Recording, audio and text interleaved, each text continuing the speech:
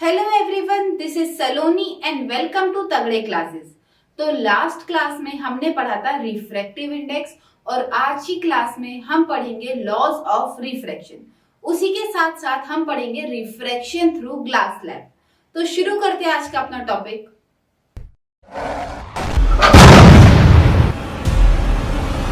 अब शुरू करते हैं अपना टॉपिक लॉज ऑफ रिफ्रैक्शन। देखो, फर्स्ट क्लास में हमने सीखा था लॉज ऑफ रिफ्लेक्शन। उसमें हमारे पास एक लॉ ये भी था कि इंसिडेंट रे, रिफ्लेक्टेड रे और normal all lie in same plane. बिल्कुल एग्जैक्टली सेम यही हमारे पास लॉज ऑफ रिफ्रैक्शन का फर्स्ट लॉ भी है। देखो क्या, incident ray, refracted ray and normal at the point of incidence all lie in same plane. कैसे? ये मान लो मेरे पास इंटरफेस है और ये नॉर्मल। एक रे जिसको ऐसे जाना चाहिए था वो बेंड हो चुकी है इस तरीके से। नॉर्मल के साथ ये कितना एंगल बना रहा होगा? Angle of incidence. नॉर्मल के साथ रिफ्रैक्टेड रे कितना एंगल बना रही होगी? Angle of refraction. ठीक है। अब उसने क्या बोला है, ये जो इंसिडेंट रे है या जो रिफ्रैक्टेड रे है और मेरे पास ये जो नॉर्मल है, ये तीनों ही all lie in same plane. इसका मतलब इसकी कोई भी रे ना तो आगे की तरफ जा रही है ना पीछे की तरफ जा रही है। ये सारी रेस इसी बोर्ड में हमारी लाई कर रही है। तो मैं ये बोल सकती हूँ कि तीनों रेस एक ही प्लेन में लाई करती है। अगर ये आगे की तरफ आती है, कोई रे पीछे की तरफ जाती है, तो हम बोल सकते हैं कि डिफरेंट प्लेन में लाई करती है। लेकिन इस टाइम ये सब एक ही प्लेन में लाई करती है। आया समझ में सबको फर्स्ट लॉ? सेकेंड लॉ देखते हैं, इसका क्या बोलता है।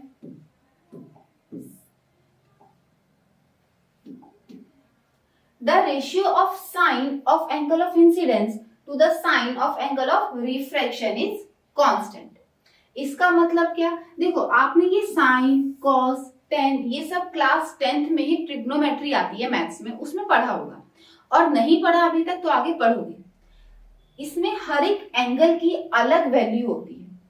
जैसे अभी मैंने आपको बताया कि ये इंसिडेंट हुई किसी एंगल के साथ। अब ये एंगल 0 है, 30 है, 60, 45, 90, जो भी एंगल होगा उसकी एक अलग वैल्यू होती है। साइन में, कॉस में, टेन में, हमें इसमें सिर्फ साइन में ही पढ़ना है। ठीक है। अगर आपने ट्रिग्नोमेट्री नहीं पढ़ी तो आप आगे पढ़ोगे, और आपने कुछ भी नहीं पढ़ा तो मैं आपको इसमें साइन की वैल्यूज भी बताऊंगी अभी। ठीक है, जिससे हमारा ये सॉल्व होगा। अब आपको समझाती हूँ किस तरीके से। देखो, उसने क्या बोला है, ये मान लो मेरे पास एक इंटरफेस है और ये उस पे नॉर्मल। तीन केस मैं लेती हूँ, ये फर्स्ट केस, सेकंड केस, ये नॉर्मल और ये ये इंटरफेस और ये नॉर्मल। थर्ड केस,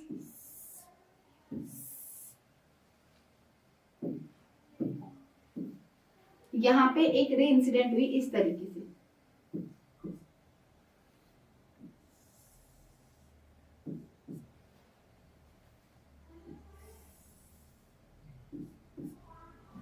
ठीक है। यहां पे एंगल ऑफ इंसिडेंस मान लो आप θ1, यहां पे θ2 और ये θ3। ठीक है। अच्छा देखो, ऊपर वाला जो हमारे पास ये है मीडियम, ये एयर है हर केस में।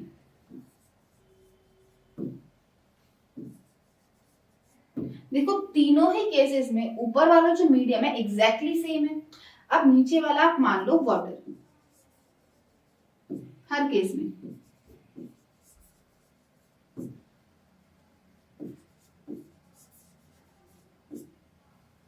अब मुझे ये पता है कि जैसे ही मेरे पास रे एक मीडियम से दूसरे मीडियम में आएगी वो बेंड हो जाएगी। अब क्योंकि वो एयर से वाटर में आती है और वाटर के मॉलिक्यूल्स थोड़े पास पास होते हैं, इसलिए उसकी स्पीड कैसी हो जाएगी? कम। अगर उसकी स्पीड कम हो रही है तो वो एंगल भी छोटा ही बनाएगी। ठीक है। यहाँ पे मान लो उसने रिफ्रैक्ट हुई है इस एंगल पे और यहाँ पे इस एंगल पे। आप इस एंगल को मान लो θ4, ये θ5 और ये वाला एंगल θ6। ठीक है। और और नीचे वाले मीडियम देखो एग्जैक्टली सेम है। अब जो सेकंड लॉ ऑफ रिफ्रैक्शन है वो हमें क्या बोलता है कि साइन ऑफ इंसिडेंट अपॉन में sine of refraction is constant. इसका मतलब हर केस में जो वैल्यू है, मेरा आंसर है, वो एग्जैक्टली सेम आना चाहिए, क्योंकि इंसिडेंट रे अपॉन में रिफ्रैक्शन कांस्टेंट आएगा। सेम इसमें भी, क्योंकि मीडियम तो हमारे पास सेम ही है तीनों केसेस में, ऊपर हमेशा एयर है और नीचे वाटर है, तो मीडियम तो हर एक केस में बिल्कुल सेम आ रहे हैं हमारे पास। अब क्या होगा, हर एक केस का जो आंसर है वो सेम आएगा। किस तरीके से, देखो पहले में इंसिडेंट एंगल कौन सा है, θ1, और रिफ्रैक्टेड कौन सा है, θ4। मान लो इसका आंसर कुछ आता है हमारे पास 2, जो एक कांस्टेंट वैल्यू है।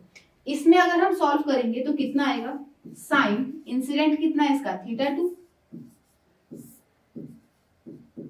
और रिफ्लेक्टेड कितना है इसका, θ5। इस वाले केस में साइन θ3 अपॉन में साइन θ6।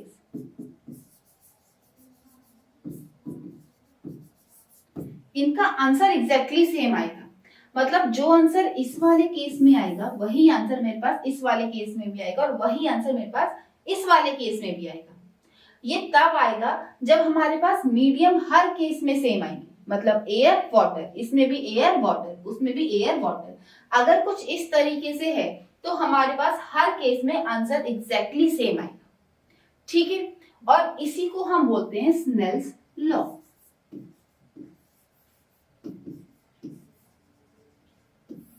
स्नेल्स लॉ हमारे पास क्या होता है, the ratio of sine of angle of incidence to the sine of angle of refraction is constant, ठीक है। अब आप ये वाला मीडियम लो, ये वाला लो, या फिर ये वाला केस लो, इन तीनों में आंसर सेम आएगा। इसमें मान लो आपका जो इंसिडेंट एंगल है वो 30 है, इसमें 40 और इसमें 50। जैसे जैसे आपका एंगल ऑफ इंसिडेंस चेंज होगा वैसे ही आपका एंगल ऑफ रिफ्रैक्शन भी चेंज होगा। अब वो इस तरीके से चेंज होगा, वो अपने आप को इस तरीके से एडजस्ट कर लेगा कि आंसर हर बार आपका सेम आएगा, ठीक है। आपको अच्छे समझ आएगा कि सेकंड लॉ ऑफ रिफ्रैक्शन क्या होता है। देखिए, the ratio of sine of angle of incidence, sine of angle of incidence to the sine of angle of refraction is constant. अभी आपको समझाया मैंने किस तरीके से, और इसी को हम क्या बोलते हैं,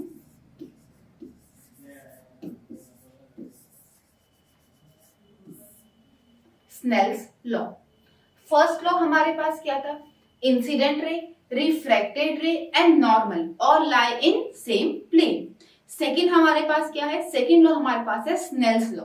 क्या बोलता है वो, the ratio of angle of incidence to the sine, sorry, the ratio of sine of angle of incidence to the sine of angle of refraction is constant। दोनों लोग आगे समझ में। अब आगे चलते हैं।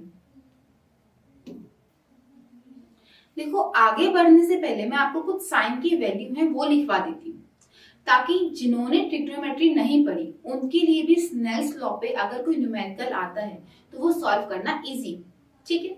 देखो,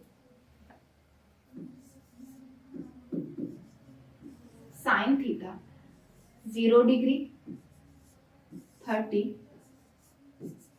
45, 60 एंड 90, ये कुछ कॉमन वैल्यू है जो हमें याद होनी चाहिए। साइन 0 कितना होता है, 0, sine 30 1/2, sine 45 1/√2, sine 60 √3/2 and sine 91। ये वैल्यूज आपको याद होनी ही चाहिए, ओके। आगे चलें, आप एक बार इसका स्क्रीनशॉट ले लो। देखो, स्नेल्स ने हमें 2 फॉर्मूले और भी दिए थे, एक बार उनको भी पढ़ लेते हैं, ताकि इस बेस पे कोई भी अगर न्यूमेरिकल बनता है तो हम इजीली उसको सॉल्व कर पाए, ठीक है। आओ देखते हैं और कौन से 2 फॉर्मूले थे। सबसे फर्स्ट था V1 अपॉन में sine of angle of incidence is equals to V2 upon में sine of angle of refraction. मतलब जो भी वेलोसिटी होगी फर्स्ट मीडियम में अपॉन में sine of angle of incidence is equals to जो भी वेलोसिटी होगी सेकंड मीडियम में अपॉन में sine of angle of refraction. ठीक है, एक और उसने फॉर्मूला दिया था, वो हमारे पास क्या था, N1 sine I is equals to N2 sine R. यहाँ पे N हमारे पास क्या है, रिफ्रैक्टिव इंडेक्स। N1 क्या है, रिफ्रैक्टिव इंडेक्स ऑफ मीडियम 1 और N2 क्या है, रिफ्रैक्टिव इंडेक्स ऑफ मीडियम 2।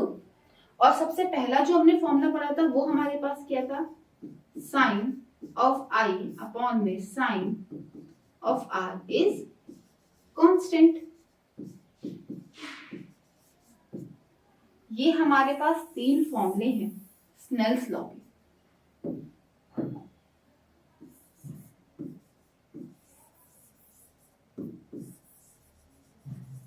जिसके बेस पे हमें क्या सॉल्व करने हैं, अपने न्यूमेरिकल सॉल्व करने हैं। ठीक है, आप एक बार इन तीनों का स्क्रीनशॉट ले लो। हमारा नेक्स्ट टॉपिक है बेंडिंग ऑफ लाइट।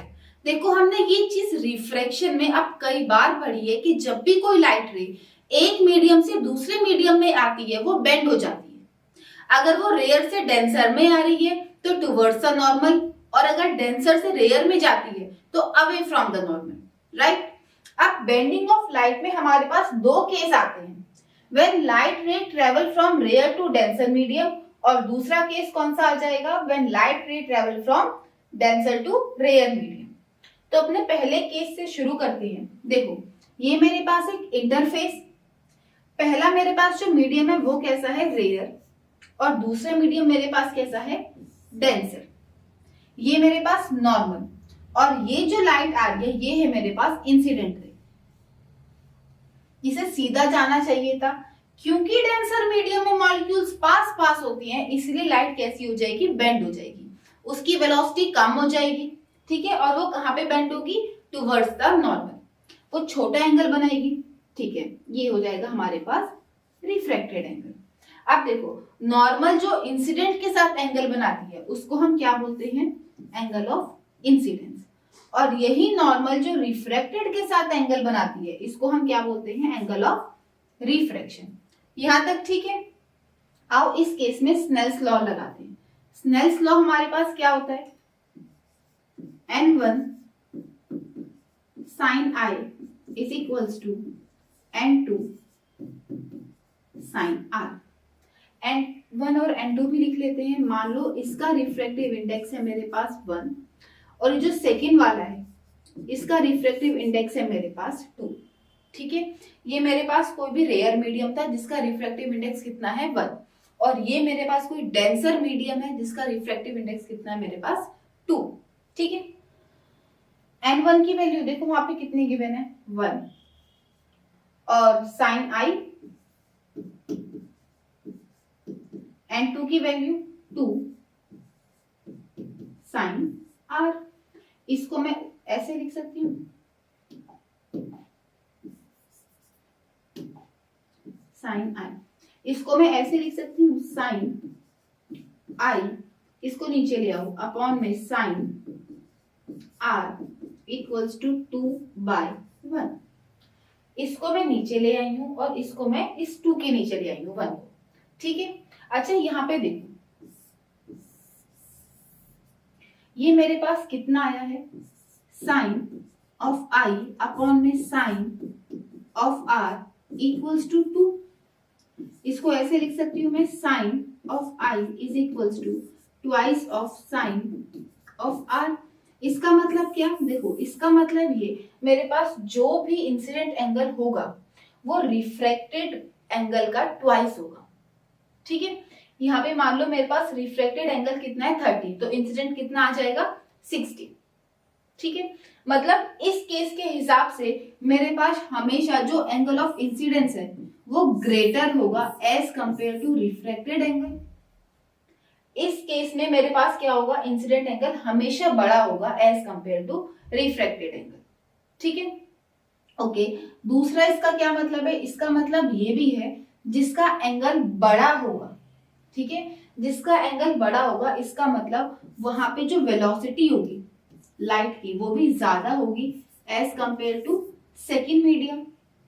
और इसका मतलब क्या, इसका मतलब ये इसका जो रिफ्लेक्टिव इंडेक्स होगा वो छोटा होगा as compare to second medium, ठीक है।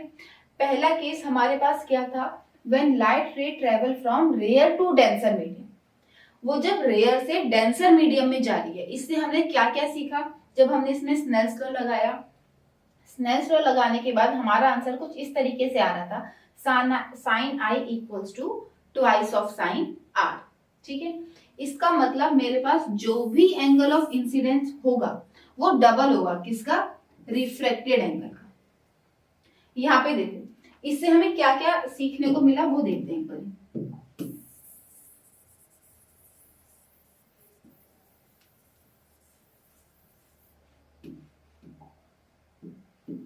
इससे हमें ये पता चला कि इस केस में हमेशा ही जो इंसिडेंट एंगल रहेगा वो बड़ा रहेगा as compare to reflected angle, पहली चीज।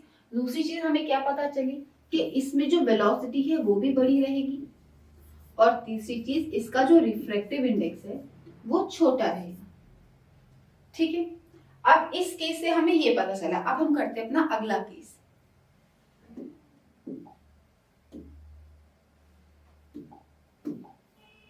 When light ray travel from denser to rare medium, अच्छा यहां देखो ये मेरे पास डेंसर मीडियम और ये मेरे पास रेयर मीडियम। अब देखो लाइट डेंसर से रेयर में आई है, रेयर के मॉलिक्यूल्स होते हैं दूर दूर, इसका मतलब वो एंगल भी बड़ा बना के आएगी, और जितना एंगल बड़ा होगा वहां पे वेलोसिटी भी उतनी ज्यादा होगी, ठीक है। अच्छा यहां देखते हैं, ये नॉर्मल है और ये इंटरफेस है, ये इंसिडेंट रे,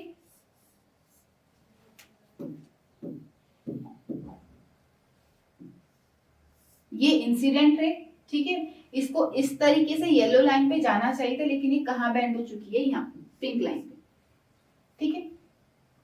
ये जो एंगल बनाएगी नॉर्मल के साथ इंसिडेंट रे, उसको हम क्या बोलेंगे, एंगल ऑफ इंसिडेंस। और वही नॉर्मल जो रिफ्रैक्टेड के साथ एंगल बनाती है उसको हम क्या बोलते हैं, एंगल ऑफ रिफ्रैक्शन। आप इसका रिफ्रैक्टिव इंडेक्स मान लो, इस बार n1 ये है, इसका रिफ्रैक्टिव इंडेक्स कितना मान लो आप 2, और ये मेरे पास n2 है, इसका रिफ्रैक्टिव इंडेक्स कितना 1। ऐसा क्यों, क्योंकि ये डेंसर मीडियम है, डेंसर का रिफ्रैक्टिव इंडेक्स ज्यादा होता है एज कंपेयर टू रेयर, ठीक है। ये एग्जांपल के लिए लिया है मैंने बस, ठीक। अब इसमें लगाते हैं हम स्नेल्स लॉ। स्नेल्स लॉ क्या था, n1 sine I equals to n2 sine are.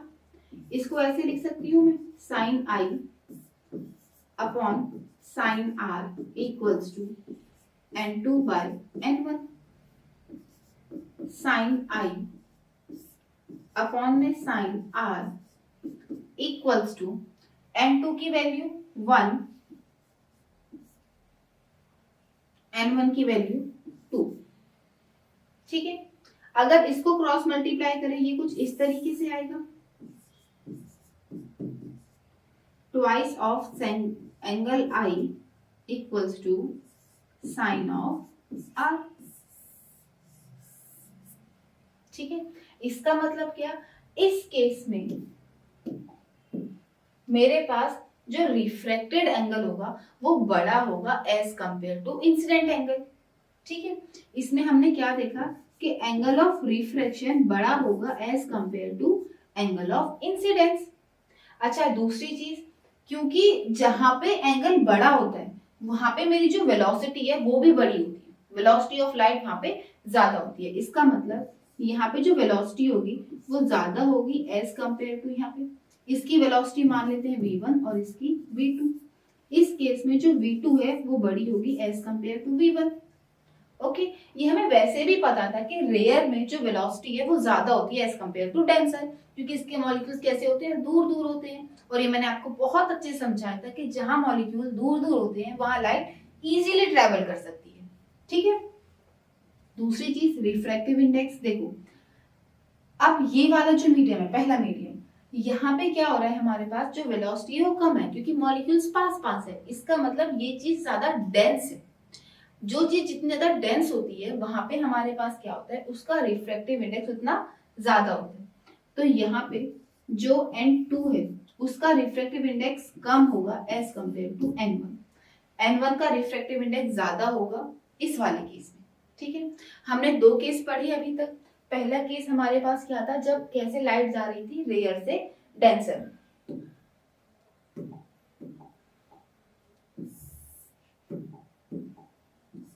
Rare से डेंसर में लाइट गई थी।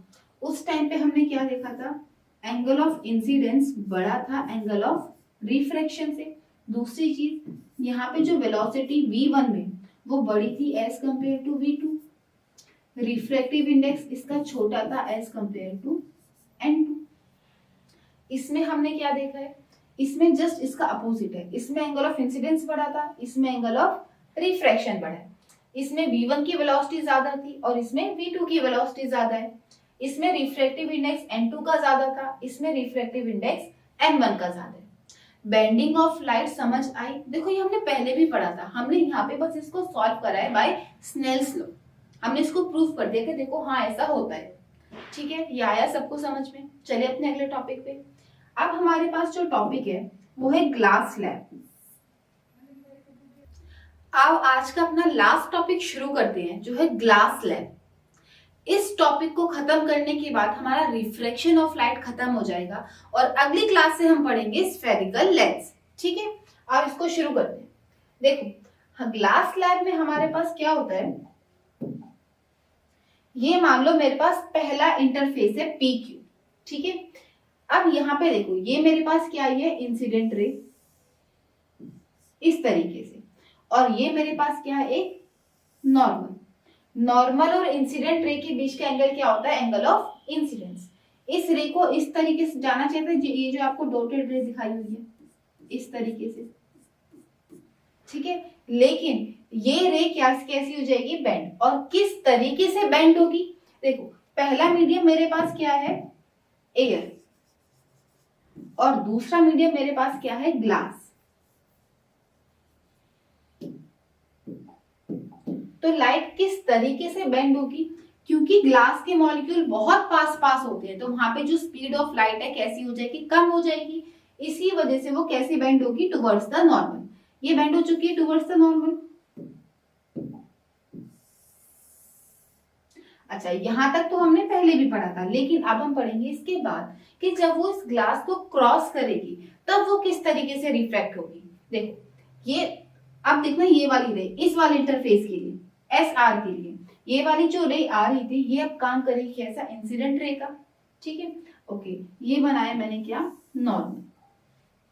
यहाँ पे क्या होगा मेरे पास, एंगल ऑफ इंसिडेंस, जिसको मैंने किससे नोट करा इस बार, R से। क्यों, अभी बताऊंगी आपको।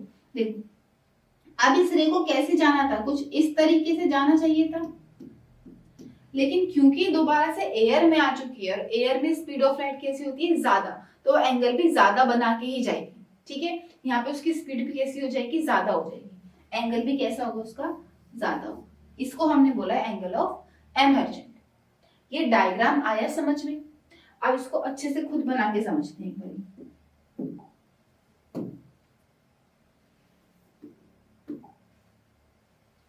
देखो सबसे पहले मेरे पास पहला इंटरफेस था,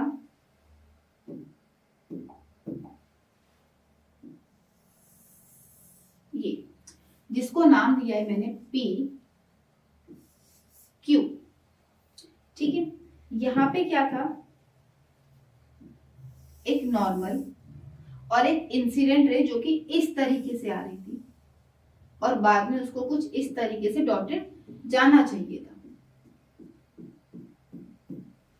लेकिन वो किस तरीके से बेंड हो गई है,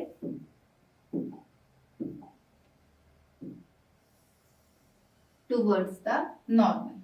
ठीक है, अच्छा अब यहाँ पे देखो, स्टार्टिंग में मेरे पास क्या था, एयर, उसके बाद मेरे पास ग्लास, ये मेरे पास क्या है, ग्लास। अच्छा ये जो नॉर्मल और इंसिडेंट रे के बीच का एंगल होगा इसको मैं क्या बोलूंगी, एंगल ऑफ इंसिडेंस, राइट।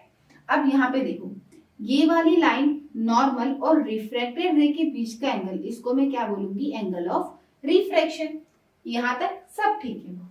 अब इस ग्लास को पूरा कर लेते हैं।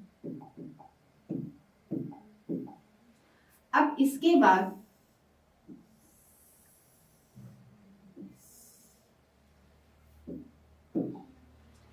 ये वाली जो रे होगी, ये वाली, अब ये इसके लिए कैसा काम करेगी, एस आर।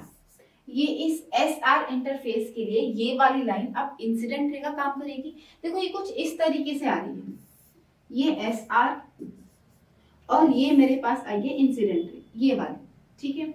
अब ये बनेगा क्या, नॉर्मल। यहाँ पे क्या बना दिया मैंने, एक नॉर्मल। अब नॉर्मल के साथ ये कितना एंगल बनाएगी, देखो जरा ध्यान से। ये वाली रे है मेरे पास पी क्यू और ये वाली रे है मेरे पास एस आर, और ये मेरे पास एक लाइन है इस तरीके से, ये रेड वाली, जिसको हम नाम दे देते हैं ए बी।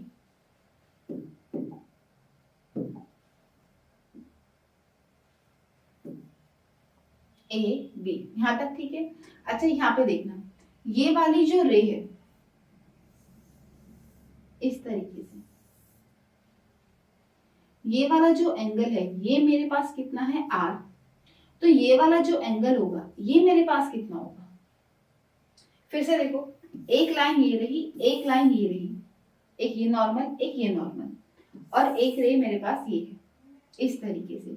जितना एंगल ये होगा क्या उतना ही एंगल ये नहीं होगा, ऑल्टरनेट इंटीरियर एंगल्स नहीं है ये। इसका मतलब ये वाला जो एंगल है और ये वाला जो एंगल है ये आपस में इक्वल होंगे, ठीक है।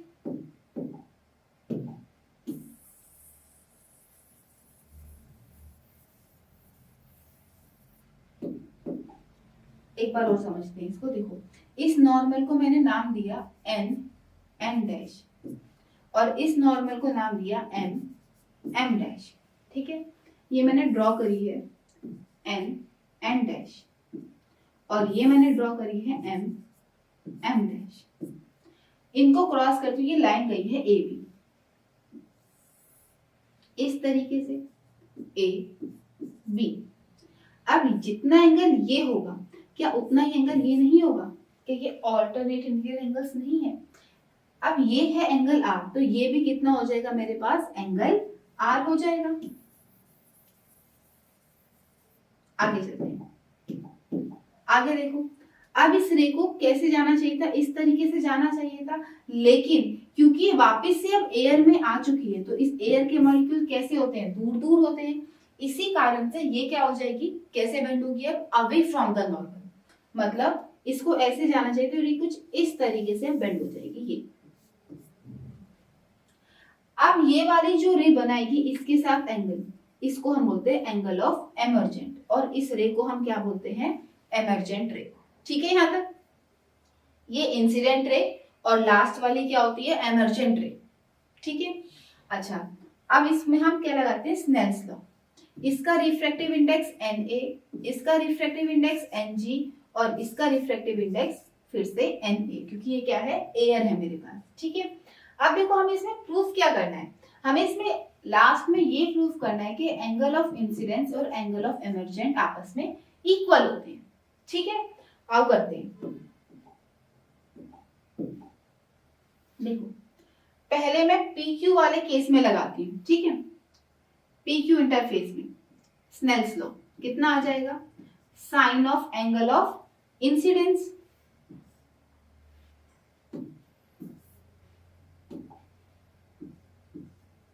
अपॉन में sine of angle of refraction, ये is equals to N2 upon N1, sine I upon में sine R equals to N2 मेरे पास कितना है, इसका रिफ्रैक्टिव इंडेक्स Ng और N1 का कितना है, Na। इसको हमने डाला इक्वेशन नंबर 1। अब हम सेम स्नेल्स लॉ लगाएंगे किसके लिए, इंटरफेस एस आर के लिए। इसमें देखना, इसमें एंगल ऑफ इंसिडेंस क्या होगा, ये वाला जिसको मैंने किससे डिनोट करा हुआ है, आर से, और एंगल ऑफ रिफ्रैक्शन इस फेस के लिए कितना होगा, ई। ठीक है, अब इसमें लगाते हैं साइन ऑफ आर अपॉन में sine of E is equals to, ये भी n2 बाय n1 आएगा। n2 क्या है, जहां पे लाइट जाती है, कौन सा है वो मेरे पास इस बार, एयर, तो यहाँ पे n2 कितना आ जाएगा मेरे पास, na, और एमरजेंट ये वाला कितना हो जाएगा मेरे पास, n1 मतलब ng। ठीक है, क्या होता है मेरे पास n2 बाय n1, n2 मेरे पास वो वाला रिफ्रैक्टिव इंडेक्स होता है जहां पे लाइट गई है एंड में। यहाँ पे n2 क्या आ जाएगा, इस वाले फेस के लिए, इस वाले फेस के लिए n2 ये हो जाएगा और n1 ये हो जाएगा, मतलब na अपॉन ng। ठीक है, और इस वाले केस के लिए n1 ये हो जाएगा और n2 ये हो जाएगा, ऐसे करा है मैंने। ठीक है, अच्छा अब यहाँ पे देखो, अगर मैं इसको उल्टा करके लिखती हूँ तो ऐसे लिख सकती हूँ, साइन ऑफ ई अपॉन में sine of R equals to ng upon na। अब इक्वेशन 1 और इक्वेशन 2 की RHS साइड देखो, ng upon na, ng upon na। ठीक है, आओ इनको इक्वेट करते हैं। अगर इनकी RHS इक्वल है तो सीधी सी बात है इनका LHS भी इक्वल ही होगा। फ्रॉम फर्स्ट एंड सेकेंड, ये मेरे पास क्या है देखो, sine I upon sine are,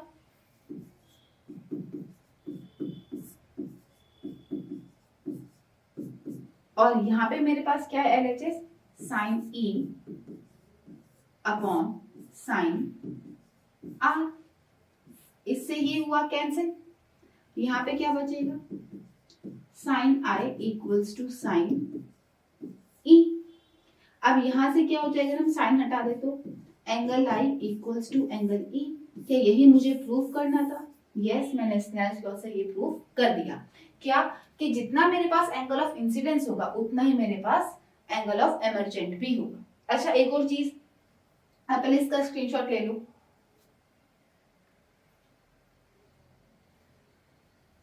देखो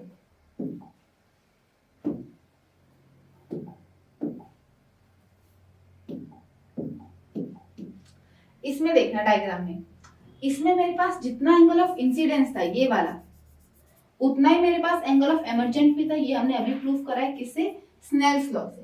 दूसरी बात, ये जो डिस्टेंस होता है ना, ये जो इंसिडेंट रे जैसे जानी चाहिए थी वो, और एंड में ये मेरे पास जो आती है एमर्जेंट रे, ये इनके बीच का जो एंगल होता है, सॉरी इनके बीच का जो डिस्टेंस होता है उसको हम क्या बोलते हैं,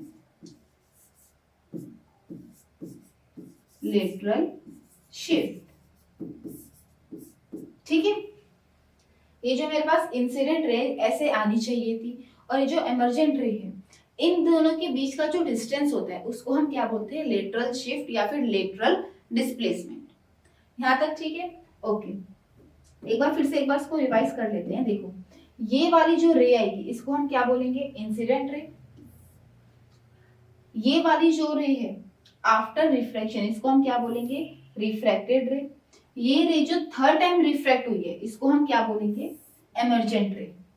ठीक है, इसके बाद ये मेरे पास क्या था, जो भी मीडियम हमने पहले में एयर माना था, फिर ग्लास और फिर से एयर।